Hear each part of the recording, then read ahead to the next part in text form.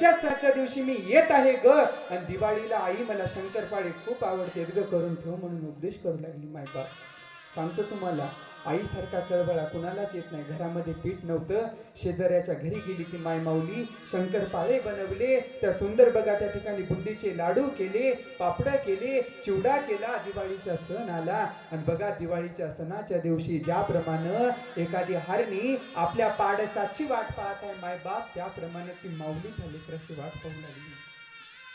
पहिली गाडी आली, निघून गेली. खेड्यापाड्यात जर बघायला झालं तर 2 बस येतात ताई.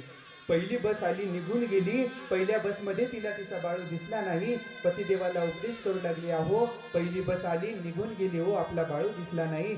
नवरा सांगते बायकोला, जाऊ दे ग, दुसरी बस. अनुभवाचं सांगतो बरं, झालेली गोष्ट या ठिकाणी सांगत आहे. दुसरी बस येईल, दुसऱ्या बसमध्ये तरी आपला बाळू येईल म्हणून उपदेश केला. मायबाप दुसरी बस आली, दुसरी ही बस निघून गेली, पण त्या बसमध्ये सुद्धा बाळू आलेला नव्हता. कळते तुम्हाला माझं बोलणं? माय माऊली आपल्या लेकराची वाट पाहत आहे. दिवाळीचा सण आहे. दिवाळीच्या सणाच्या दिवशी कोणी आंघोळी केल्याने ताई 10 मिनिटांमध्ये दारामध्ये ॲम्ब्युलन्सची गाडी आली. काय वाटलं असेल त्या माय माऊलीच्या अंतःकरणाला, ज्या माय माऊलीनं 9 महिने 9 दिवस पोटामध्ये गोळा ठेवला. काय वाटलं असेल त्या बापाच्या जीवाला.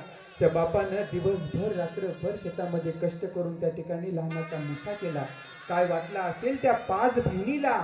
एकुलता एक भाऊ आपल्यामधून निघून गेला. आई त्या प्रेताजवळ गेली, तिरंग्यामध्ये लिपटलेलं प्रेत दारामध्ये टाकलं. आई म्हणते, बाळू याच्यानंतर तुला काहीच मागणार नाही रे, डोळे उघड. मायबाप त्या माय माऊलीचे लेकरू ढगाड गेलं होतं, पुन्हा दिसणार नव्हतं. पत्नी त्या ठिकाणी गेली. पत्नी म्हणते, अहो बोला ना हो, मी माझ्या माहेरी गेले नाही, तुमच्यासाठी राहिले. तरीही बोले ना. बघा 5 ते 6 बहिणी गेल्या. दादा याच्यानंतर कधी तुला साडी चोळी मागणार नाही.